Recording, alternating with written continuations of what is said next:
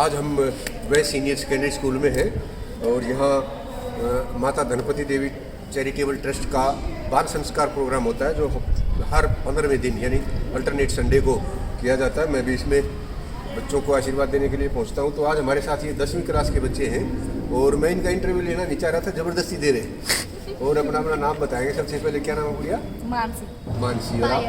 पायल। रीतिका। संजना। आपने तो प्राइज भी जीता था है ना? ऊपर स्टेज पे था ना? आप थे? अच्छा। आपका क्या नाम है? अंजलि। चलो पहले तो सबसे पहले कौन बताएगा ये कैसा ट्रस्ट है, क्या करते हैं इसमें, क्यों आते हो? इसमें सर जो अपनी पढ़ाई का खर्चा दे पाते हैं ना बच्चे, उनको पढ़ाते हैं। अच्छा, उनकी फीस देते हैं। हाँ। फीस के अलावा और क्या देते हैं? स्टेशनरी, जूते, जुराब सर, अच्छा। जो भी पढ़ाई से रिलेटेड पढ़ाई से रिलेटेड जितना भी खर्चा है, जैसे किताबों का है या फीस है, वो सारा ट्रस्ट देता है। कौन है इस ट्रस्ट में के मालिक कौन है, कौन चलाता है? अच्छा, और भी इनके साथ होंगे काफी सारे लोग। तो एक ट्रस्ट बना रखा है इन्होंने और उसमें पैसा इकट्ठा करके और सब बच्चों, कितने बच्चे होंगे ट्रस्ट में अंदाजा? 250 के करीब। और मैं तो सुन रहा था बैठा बैठा ऐसे बच्चे भी हैं जो MBBS बन गए, बहुत सारे बच्चे। तो ये तो बहुत ही बढ़िया काम कर रहे हैं गुप्ता जी, जो मतलब उन बच्चों को इस तरह का मौका दिया जा रहा है। तो बाल संस्कार में क्या सीखते हो? ये गुड़िया भी बोलती है कभी? आदत तब होती है ना जब अपनी सहेलियां हो जाए तो उनके तो कान खाते हैं, तो जो काम की बात होती है तो चुप हो जाते हैं। चलो यही बताएगी कि इस ट्रस्ट की सबसे बढ़िया बात क्या है? बता। सर शिक्षा के साथ साथ हमें अच्छे मौका मिलता है, हमें अच्छे संस्कार भी सीखते हैं। शिक्षा तो मिल ही रही है, संस्कार बहुत ज़्यादा जरूरी है। और मैं देख रहा था कितनी अच्छी अच्छी सोच के लोग यहाँ आते हैं। जितनी बार भी मैं आता हूँ तो कोई ना कोई किसी न किसी को हम बुलाते हैं और वो यहाँ आके बड़े अपने जीवन के अनुभव सुना के जाता है। अब हम तो थोड़ी बात करेंगे। आप क्या बनना चाहते हो? सर मैं कॉमर्स लेके बैंकिंग लाइन में जाना चाहती हूँ। बैंकिंग लाइन में क्यों जाना चाहते हो, क्या खास बात है बैंकिंग में? पैसे घने मिलते हैं? नोटों के ऊपर बैठना, मैं सारा दिन नोट ही नोट बांटने हैं, और क्या? अच्छा चलो तो कॉमर्स पढ़ोगे आप? ठीक है। आप? सर नॉन मैड लेके इंजीनियरिंग लाइन में जाना। अच्छा, इंजीनियर बनना चाहते हो? Very good. को कहाँ किसको देख के आपको लगा कि इंजीनियर बनना चाहती है? सर होता है ना कोई मतलब एक इस तरह का रोल मॉडल। हाँ, रोल मॉडल कह लो, या जिसको देख के लगता है मैं भी ऐसा ही बनूंगा। सर मैथ में इंटरेस्ट है इस वजह से। अच्छा, मैथ वाले इंजीनियर अच्छे बनते हैं। ठीक है। और जो रट्टा अच्छा मार लेते हैं, जिनकी मेमोरी अच्छी है, वो डॉक्टर बन जाती है। Yes sir. आप क्या बनना चाहते हो? सर कॉमर्स लेके एयरफोर्स एयर होस्टेस। हाँ, एयर होस्टेस होता है। कॉमर्स एक पढ़ाई है, वो तो ठीक है, उसमें अकाउंट्स भी है, इंग्लिश भी है और दूसरा फाइनेंस भी है। एयर होस्टेस क्यों बनना चाहते हो? इंटरेस्टेड है एयरफोर्स में भाई? इसमें एयर होस्टेस में देखो मैं बता देता हूँ, सारा दिन हवाई जहाज में रहना है। अच्छा, दूसरे देशों में इधर उधर जाना, बड़े बड़े लोग हवाई जहाज में आते हैं तो अच्छा एक माहौल मिलता है, पैसे भी अच्छे मिलते होंगे। आप क्या बनना चाहते हो? सर मैं मेडिकल स्ट्रीम लेके और फिर प्रोफेसर हो गया। अच्छा, डॉक्टर नहीं? No sir. क्यों? टीचर में मेरा टीचिंग में इंटरेस्ट है ना। कौन था ऐसा टीचर जिसको देख के तुझे लगा मैं टीचर सर ऐसे ही बस इंटरेस्ट है। नहीं, जैसे आप पढ़ते हो ना, किसी टीचर में जिस दिन आपने देखा अरे कितनी बढ़िया मैडम है या कितनी बढ़िया सर है, कितने प्यार से बता रहे हैं, सारी चीज़ देखा समझा दी, मैं इतनी दुखी हो रही थी। कई टीचर ऐसे होते हैं जिनको देख के। कौन था? सर एक मतलब हमारे परिवार में है, मेरी बुआ है। अच्छा, वो टीचिंग में है। हाँ। तो उनको देख के आपको लगा कि बुआ जैसा बनना चाहिए। और वो स्कूल वगैरह में तो आप प्रोफेसर बनो, कॉलेज में बनो, यूनिवर्सिटी में बनो। कौन रह गया? आप रह गए। आप क्या बनना चाहते हो बेटा? मैं मेडिकल लेके UPSC करना चाहती हूँ। मेडिकल लेके, देखो ये अजीब बात सुनने को मिल रही है। कॉमर्स लेके और एयर होस्टेस बनना चाहते हैं। ये क्या कह रही है? मेडिकल पढ़ के UPSC करना। UPSC तो कोई भी कर सकता है, मेडिकल से क्यों करना चाह रहे हो? कि मेडिकल में भी इंटरेस्ट है जी और UPSC भी देना है। सर मेरे साथ भी ऐसा ही था। हाँ, तो होता है ना, अपना इंटरेस्ट होता है। और अभी तो आप 10वीं क्लास में बता रहे हो ना, अभी 2 साल रुको, उथल पुथल हो जाएगा। मैं ये बनना चाहती हूँ, वो बनना चाहती हूँ, फिर उल्ट हो जाए। पक्का कर रखा है। अच्छा भाई, UPSC में क्या खास बात है? सर सर्विस प्रोवाइड करना। अच्छा, क्या बनना चाहते हो? तक मैं UPSC का पास किया, कौन अफसर होता है? DC है ना, डिप्टी कमिश्नर जो रोहतक का है, वो क्या सेवा कर रहा है? अरे DC का तो रुतबा बहुत बड़ा होता है भाई, सारी डिस्ट्रिक्ट का एक किस्म से मालिक है, सारी कानून व्यवस्था है, या दूसरा जितनी भी जिम्मेवारी है सारी डिप्टी कमिश्नर उसकी पावर बहुत ज़्यादा होती है। यूपीएससी उसी को कहते हैं ना, सर IPS ऑफिसर। आईपीएस। अच्छा, यूपीएससी में नीचे आगे थोड़े से एक आईएएस होता है, फिर आईपीएस होता है, आईएफएस होता है, कई सारी सर्विसेज उसमें होती है। पुलिस में जाना चाहते हो? कौन है आपका रोल मॉडल? किसने बताया आपको कि पुलिस ठीक रहेगी? कब ऐसा लगा कि हाँ मैं पुलिस ऑफिसर हूँ? सर खुद से इंटरेस्ट है इंटरेस्ट होता है ना, उसको अपनी बुआ में दिखाई दे रहा है, उसको किसी और से लग रहा है। ऐसे ही कौन ऐसा था जिसको देख के तुझे लगा कि हाँ? किरण बेदी के बारे में सुना आपने? पढ़ा है उनकी जीवनी वगैरह? वो हमारी पहली पुलिस अधिकारी थी जो आईपीएस बनी, और अब तो लाइन लग रही है भाई, एयरफोर्स में भी लड़कियाँ, जज भी लड़कियाँ, पुलिस भी है। कोई ऐसा फील्ड नहीं है जिसमें लड़कियाँ ना हो। मैं देख रहा था पहले 4 प्राइज जीतने वाले कौन थे? चारों लड़कियाँ आगे बैठी। अच्छा, जितनी बार भी रिजल्ट आता है कभी ये ना आता +2 का रिजल्ट आया, लिखा आता +2 में इस बार भी बेटियों ने बाजी मारी, हमेशा लड़कियाँ आगे। तुम बता सकते हो लड़कियाँ ज़्यादा क्यों पढ़ने लगी है आजकल?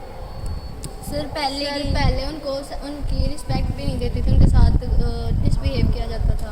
अब उनको सेल्फ रिस्पेक्ट की भी वो है, और सेल्फ इंडिपेंडेंट होना उनको। हाँ, इंडिपेंडेंट भाई जब कमाते हैं तो इंसान में थोड़ा कॉन्फिडेंस तो आता ही है, और अपने आप में इंडिपेंडेंट भी है, उसके हाथ में पैसे हैं तो कमांड में भी हिस्सा मिलता है।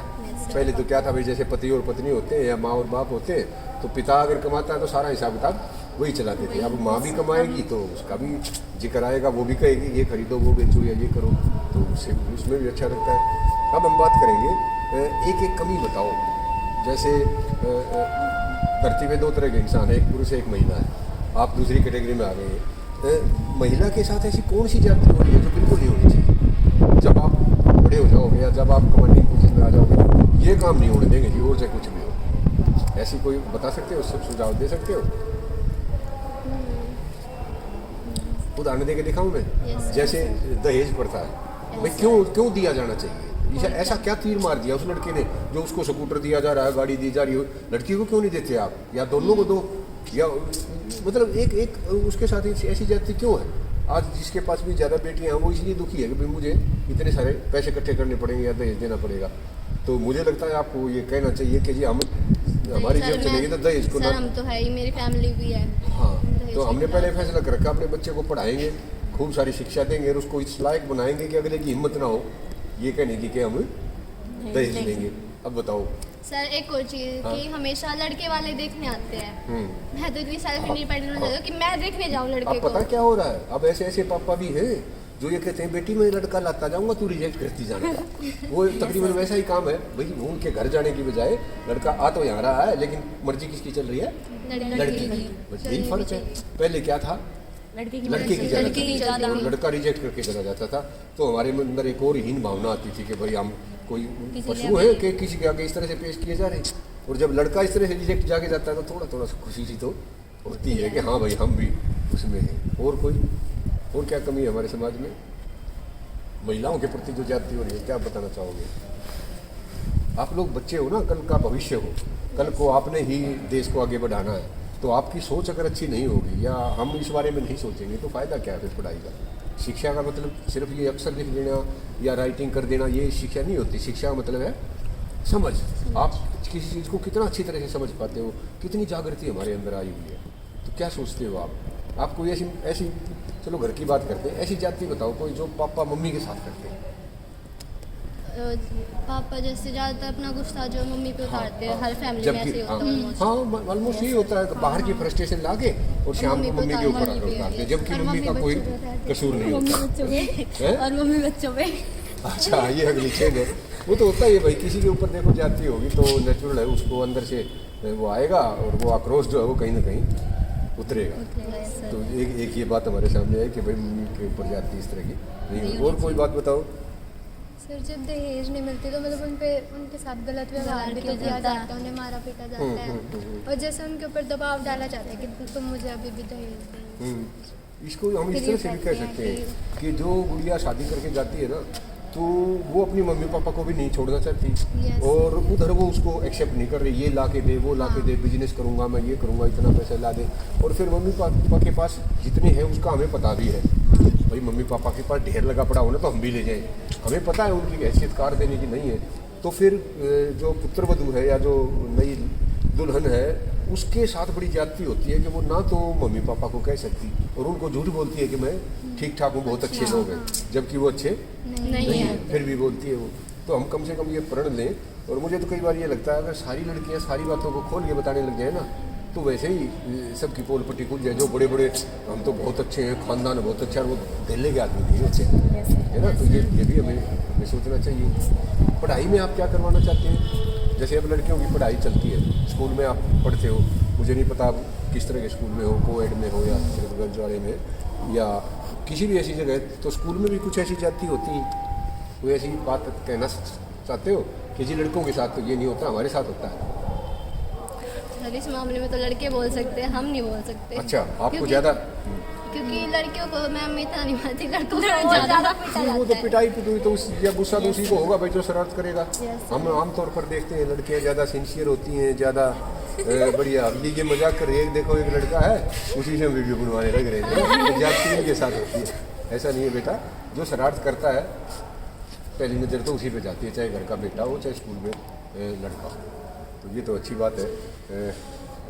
आप और कुछ कहना चाहते हैं? कोई भी ऐसी बात जो अभी मैं वो छोटी सी गुड़िया का इंटरव्यू ले रहा था, आपका जो देख के मुझे लगा है हाँ वो खड़ी है इंटरव्यू। बताओ क्या कहना चाहते हो? कोई संदेश देना चाहते हो? ट्रस्ट की तरफ से कह दो, स्कूल की तरफ से कह दो, या बीइंग ए गर्ल स्टूडेंट है आप स्कूल के प्रिंसिपल को कुछ कहना चाहते हो कि आपके स्कूल में सबसे बढ़िया टीचर किस आधार पर देखते हो आप? सर बिहेवियर के साथ। मुझे ये बात समझ में नहीं आती कि टीचर का बिहेवियर सब बच्चे पसंद करते हैं जो अच्छे बिहेवियर का होता है, फिर भी वो टीचर जो अच्छा बिहेव नहीं करते। जो टीचर अच्छा बिहेव नहीं करता, क्या उनको ये बात नहीं पता कि बच्चे बिहेवियर को बहुत पसंद करते हैं, उसके बावजूद भी वो इतनी बड़ी गलती करते हैं? नहीं तो बिहेवियर तो एक ऐसी चीज़ है भाई, हर आदमी चाहता है मेरे साथ बढ़िया से बढ़िया बेशक इसलिए भी करते हैं क्योंकि मतलब वो चाहते हैं कि बच्चों की गलती वहाँ उन्हें दिखे और फिर वो आगे बढ़े। नहीं चलो ये थोड़ा सा सख्त रवैया तो होना चाहिए। ये तो मैं नहीं कहता कि बिहेवियर इतना अच्छा हो जाए कि बेटा बेटा करते रहो, ना वो कुछ पढ़े, ना वो कोई बात माने, ना अनुशासन में रहे। हाँ सख्त तो होना चाहिए हाँ, लेकिन बच्चे को ऐसा ना लगे कि भाई मेरी इंसल्ट हो गई है या मेरे साथ जाती हो रही या मेरी कोई गति नहीं होती है ना। तो ये ध्यान में रखना चाहिए, अच्छी बात है। चलो भाई आपने हमारे से बात की, थैंक यू बोलना चाहिए। बहुत बहुत ब्लेस यू। आप सबको जो बनना चाहते हैं वो मौका मिले, अच्छी बात है। Thank you very much.